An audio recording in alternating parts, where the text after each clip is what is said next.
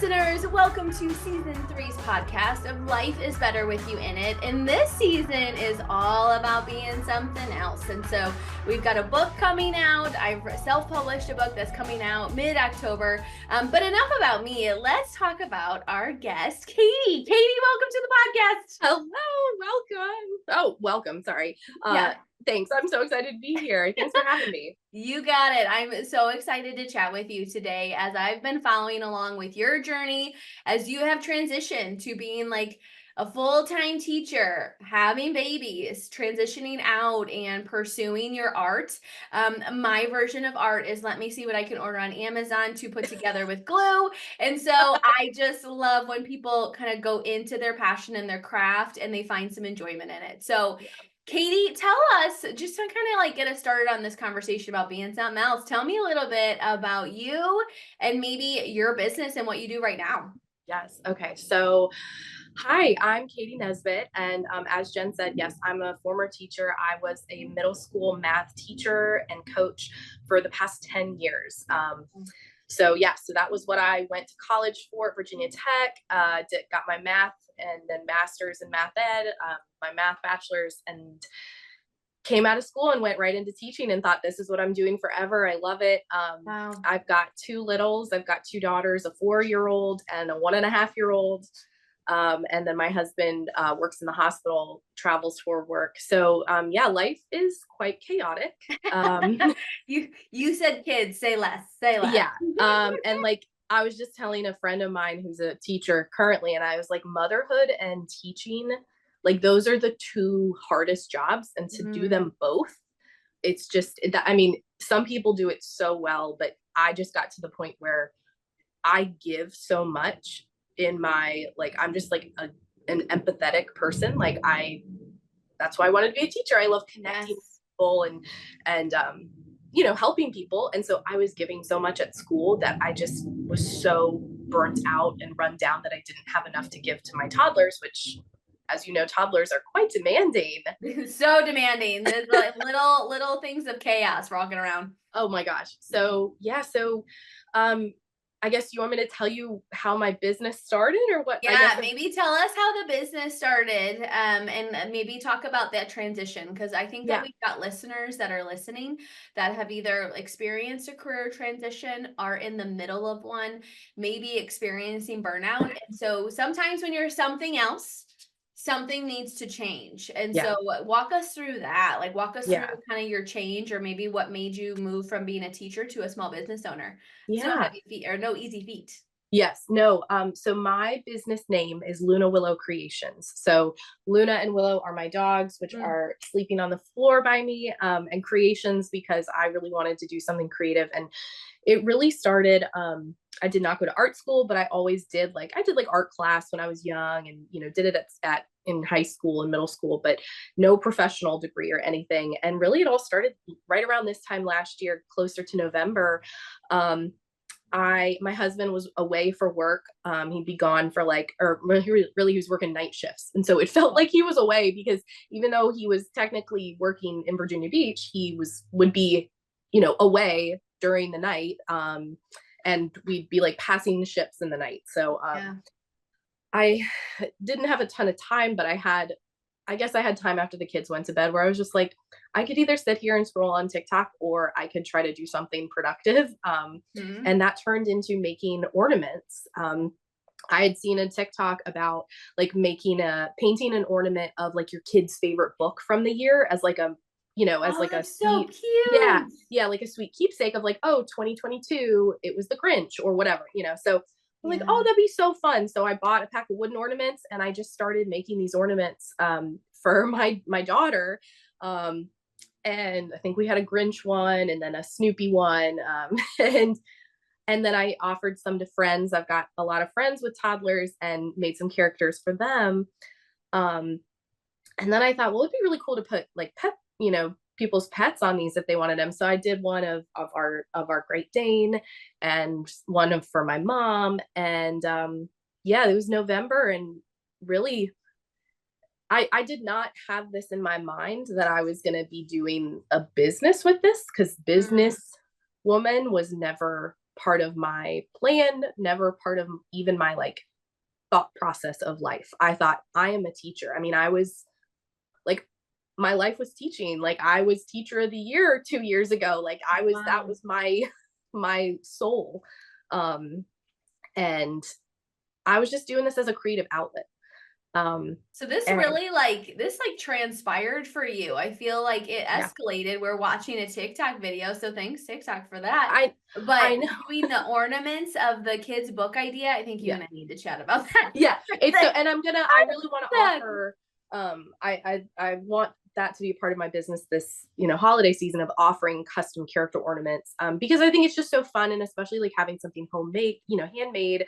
But that's a whole other thing. But really like the idea of starting this business, I started an Instagram account, Luna Willow Creations, because I'd gotten an iPad and I was like doodling on the iPad. And really it was again just a creative expression of like I felt like I was drowning in motherhood. And so I was just Mhm. doing little illustrations of like the feelings that I was having being a mom of two young kids, working full time with a husband who was very supportive, but absent due to work a lot of the time. Yeah. Um, and it was like I think I had like four illustrations on it, and it was about motherhood. And my dad and I were talking, and he was like, well, are you going to go ahead and get the domain name for Luna Willow Creations? And I was like, Dad, why would I do that? And he was Yeah. like, well, if you ever want to do something with this, you should have it. Like, go ahead, go on GoDaddy and get your domain name.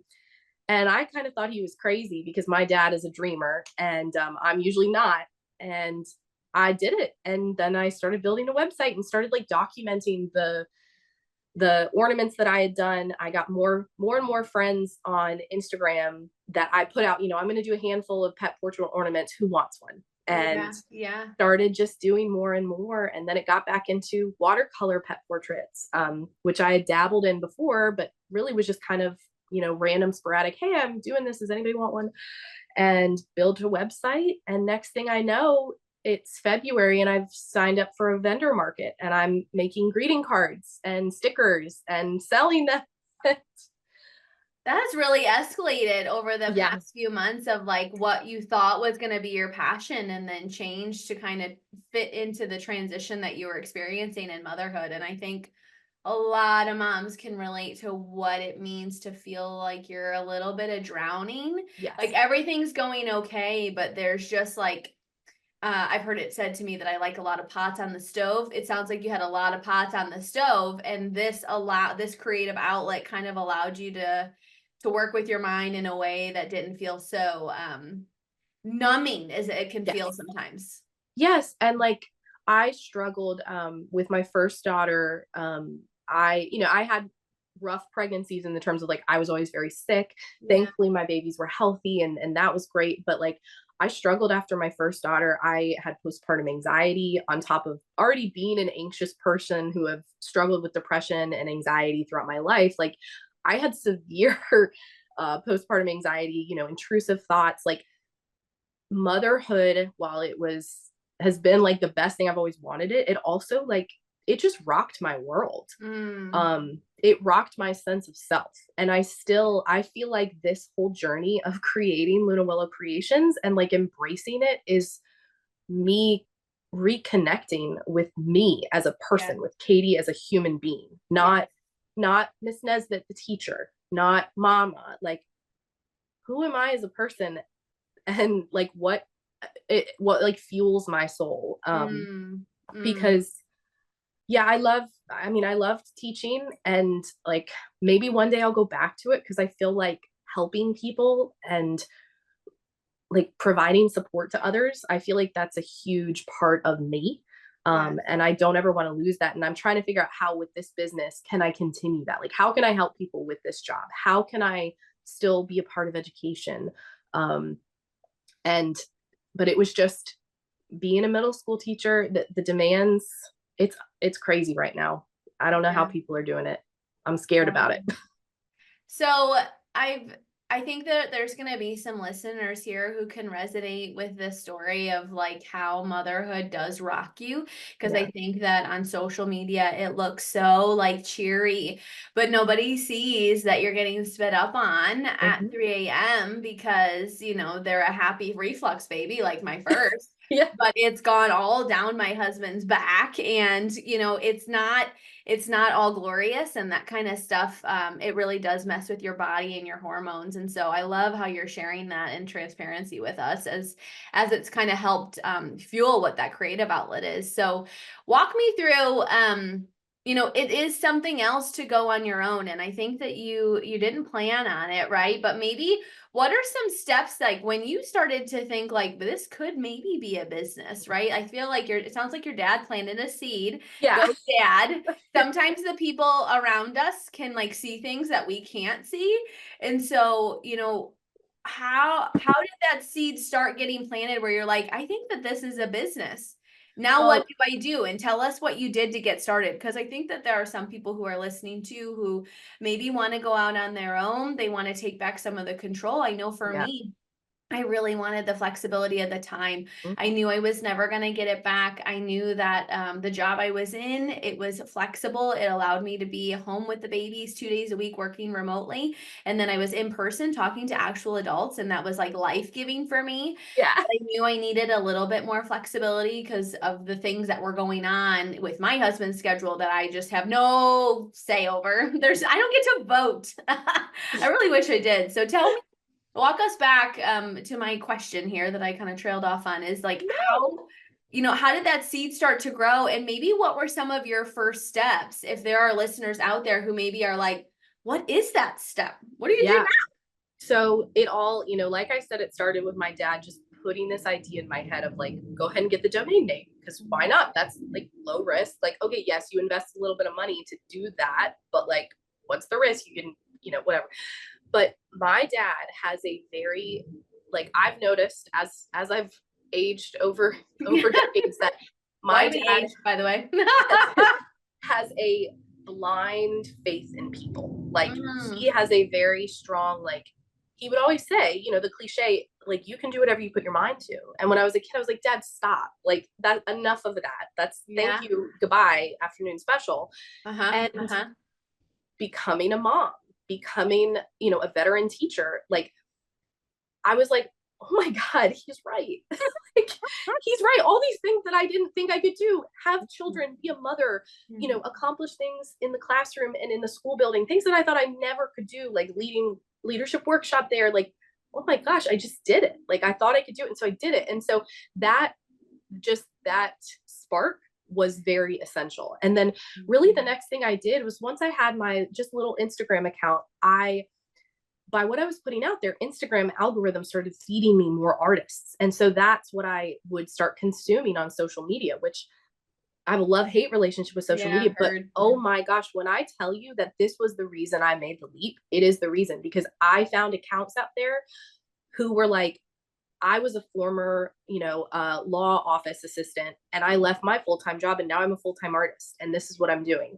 I was a former Wow. teacher and now I paint murals all over the country. Like, and just seeing real people that whether they were teachers or not that did this, I was like, never in my mind did I think like an artist. I always thought it was a hobby. I didn't think that that was a real career because I didn't study graphic design. I didn't take a traditional path to Mhm. working in a design firm or anything like that. So it was really just being exposed to people who were out there in the world doing it. The So pie, finding others, so it yeah, sounds like you started really like simple, right? You created yep, an Instagram page. So for our listeners out there, I'll walk us back. yep, Started an Instagram page, started just documenting the experience, being authentic in it. I very much in my own social media journey, love hate relationship also, because sometimes you can just go down these rabbit holes and you're like, yep, where did the past 20 minutes go? But you started an Instagram account, started sharing kind of authentically about what you were doing. Then you did the GoDaddy domain name. And then once that happened, you just started finding other people like you. So, listeners, if you are exploring a different craft, find whatever that craft is, right? It doesn't have to be artist, it could be plumbing, right? For gosh, yeah, it could be anything.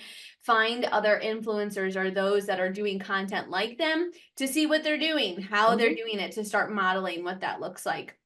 And so from there, how did it transpire? Like, do you have a shop? Obviously, for listeners listening, we're gonna do a giveaway at the end. But did you have a shop? How did you start doing the smoke and mirrors, right? Like behind the shadow of the business. What did that look like for you? Yeah. So, it definitely was, I'd say it was a slow burn, but things really did Mm, happen quickly because I made my husband and I, really talked about it, and he was, God, so supportive. Like I cannot, I was the one who was like, there's no way I could do this. I can't leave teaching. I can't leave my career. I can't leave my retirement. Like I can't, what? Like how could I do this? I have committed to this school, to this community. This is my life. This is who I am.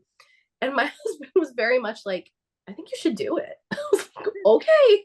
And so like I get that not everybody has that support. And I am like so mhm. grateful for it that my partner was blindly supportive. He was like, if you want to Yes. do this, do it.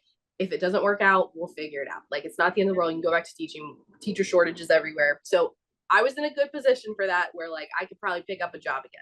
But Correct. Yeah. Yeah. so we made the decision together in January that this was going to be a thing. And I think I hadn't decided if I was going to do full time, but at least like I got my Etsy shop started in January or right at the end of December. Started looking at markets. I think I did my first pop up like vendor market in February, where I advertised my custom portraits. So, the acrylic pet portrait ornaments, watercolor pet portraits, some digital home illustrations, digital family illustrations. I had some dog stickers and some greeting cards really focused on like dogs and dog puns because that was my starting thing because I love dogs and I love animals. Um, and it was, probably a few months in, just after consuming all this content with other artists and really growing my practice. Like I was creating more cards. I was creating Mm, more. I just had more commissions. I had more business. And so I was trying to establish like, is this something people actually want? Like, do people yeah. want to buy pet portraits? Do they want this? And just seeing that feedback of like, oh, people are enjoying this. They are enjoying my work, or I am, I'm not solving a problem, but I am providing a service to people. People love their pets. They want to see them every day. They want to remember them when they've lost them, and like that, like to be able um, to provide that comfort or that joy to someone. Like I was like, this is a passion of mine. And Yeah. so probably in about March, I think was when I told my principal that this would be my last year and really started planting more of the seeds. So the Etsy shop was running. I was trying to do at least 1 or 2 markets a month to just build. And then I got my first storefront. Like I have a booth in a consignment shop in Norfolk, Hunt and Gather. Okay. So this was just a little space, a little like 4 foot by 2 foot space where I could sell my original art prints and cards and stickers. And yeah, so that was the first little spot. So when you talk about like kind of how like you elevated into the Etsy shop and kind of finding out what was working for the business, did you set a schedule for yourself where you're like, hey, like I'm going to work on the business and doing things in the business Mhm. for a couple hours a week? Like, did you have a cadence, right? Because we're thinking moms, if we're moms, we're busy women, we have a schedule. So like, Yeah, was there some sort of schedule, or it was like, oh hey, shit, I have 3 portraits, I need to get them done and rolled out. Okay, it okay. was that No one. schedule yet. All right, Yeah, heard. because and as every parent knows, like your life is on a schedule around these kids, around your Yes. job. So really, I mean, it was like every waking moment was thinking about the business, my children, work, and oh hey hubs, how Yep. you Yep. doing? Yep. Um, and so it really was just like every waking moment, which was also not a great thing because and even still, like I have to be very aware of turning things off. Like I would start illustrating, like drawing on my iPad before bed, and I'd be up until 2 or 3 in the morning creating because I'm so jazzed about it. But then I'm like, oh my gosh, like I have to wake up in a few hours for work. Like Uh-huh. so I did, while I did not have a set schedule for like business hours, I did try to have like, I wrote down my, kind of like goals of the week, the month, 6 months, and the year, right? Awesome. And then like long term goals. Mhm. And of course, some of those have shifted, but like that's kind of the nature of running a business and also just the nature of life. Like your goals shift. And that is something that is so strange to me because I'm like, but wait, you set a goal and then you achieve it. And that's like what you do, right? Like that's the anxious achiever in me. Um, and yeah, so I set some goals and I, was really focused on like, I want to do this many markets. I want to limit myself to this many portraits a Mm, week or something because I was trying, even though I was definitely not protecting my time when I would be up drawing at night, I definitely was trying to set some boundaries in terms of how many commitments I made to other people because yes. I wanted to under promise, over deliver. That Always, makes sense. yes. Flies in my house. Sorry. And that is still something now that even though I don't have, things are totally different now, but even though I don't have like work hours, I do at least say like I limit the number of commissions I have available on my Etsy shop because I know I can't overcommit.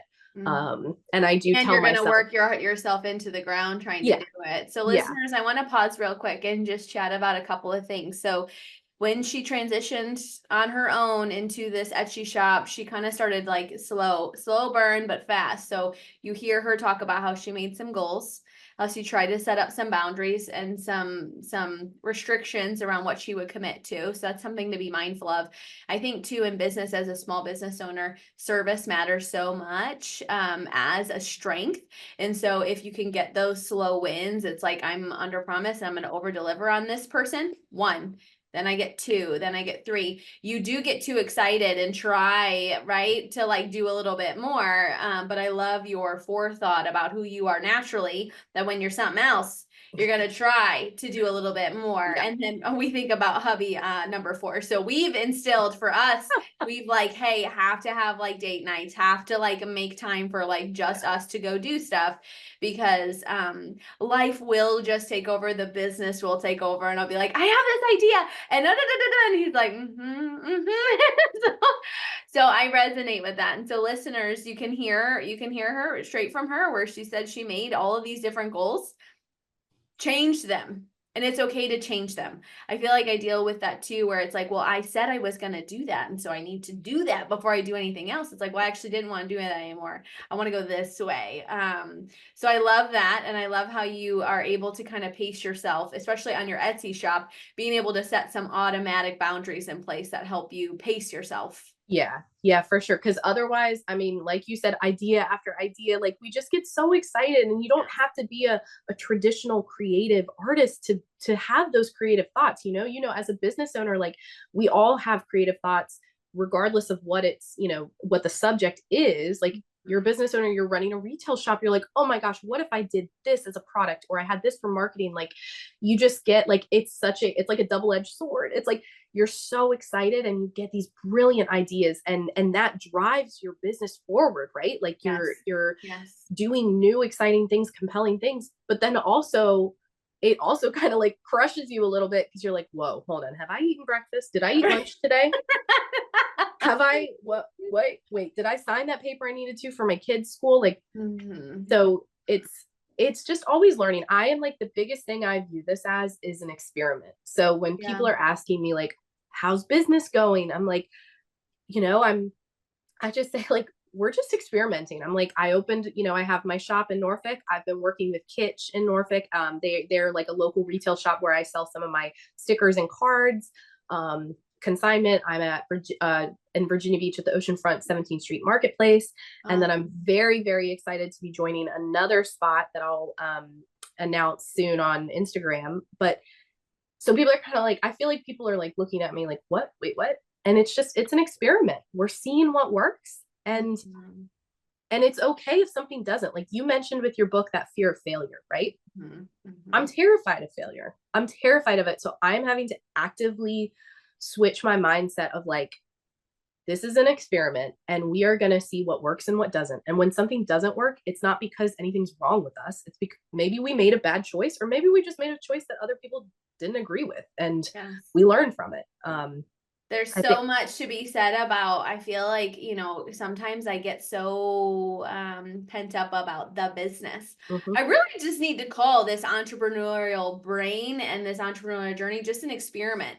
Because if it's an mhm, experiment, you assume something's going to go wrong. I'm going to write yeah, Experiment and keep it. So listeners, if you're hearing that, write down experiments, Yes. okay? And just start because I feel like when you call, right? So if I were to call my small business of even 2.5 years, still a baby, an experiment, it gives you freedom to just Yeah. go out and be like, book it, let's send it, Yes. like let's just see what happens. And that's what I'm doing with the book too, because when you're something else, you do just have to send it and just Yeah. see what happens with it. So I love the experiment word. So as we start to kind of like get to a close here, what it would be some parting words that you would tell someone that was November, December of last year version of you? What are maybe a few things you would tell them? And then let's chat about the giveaway. Okay. I definitely say listen to your dad. Like, no, it's so silly. Like, I think, one of the things that I'm constantly learning is that, like, everything is difficult the first time you do it. Mm. Everything is difficult. Everything is scary. Even if it's in some way, it is difficult the first time you do something. And there's an element of fear, that fear of failure, the fear of just doing something incorrectly, imperfectly. And so, like, I'm very risk minded. Like, I don't want to take like crazy risks. Yes. But Yes. there was also part of me that was like kind of holding myself back because I wasn't taking any risks. And so I think it's important to have a realistic, that realistic kind of safeguard of like, don't do something absolutely insane that's going to like hurt your family or your business or yourself. But like, I just think like, have more faith in yourself, Yeah. because you are capable of so many things more than you could ever imagine. And when my father or anyone would say that to me, I would think they were absolutely full of it.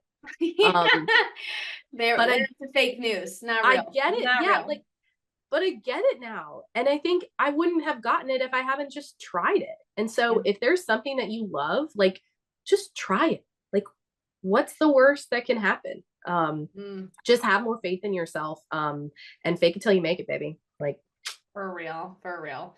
We yeah. are trying to finish this book. And so hopefully as listeners view this, they're going to have a pre-order link in the comments of this for the book. Yay! But at this version, we have gotten 20 versions of a cover photo uploaded to Amazon KDP. And I want to throw the Oh my laptop. God. Have they This still is not like approved the it? first time we've done it. And so it's like, the spec is off by 0.125 centimeters. I'm like, that number is going to live here for a Oh my while. gosh. So I hope we learn a good lesson from what this is. It'll 'Cause be easier the second time around. heard. All right. Well, listeners, you've gotten so much meat here. You're probably going to have to listen to this twice if you're coming back and needing a little bit of encouragement about taking this risk of going on your own and just considering it an experiment. And remember that things will be hard the first time you do them. I really do like when things just go as planned, though, the first time. It just feels better. Just It feels does. better. I don't know. Maybe it's just luck for us. So, all right, let's talk about this giveaway. So, Katie, what are we going to give away while listeners listen to this? Yeah. So I specialize in pet portraits, among other things. So I would love to give away a hand painted 5x7 watercolor pet portrait. So this, of course, could be for the winner's pet, or maybe you want to gift it to someone you love. But yeah, I would love to offer that as a giveaway. Excellent. So, listeners, you'll get the rules and all of the things that you need to do by tagging people or sharing this post. And so, we'll post the giveaway rules in the comment section, and you are just going to love what you get from Luna Willow Creations. So, I hope Katie, thanks so. for joining us this week. Thanks for being something else with us. And life is better with you in it. Oh, thank you, Jen. Thank you. It's been so wonderful chatting with you and just getting to know you as a person.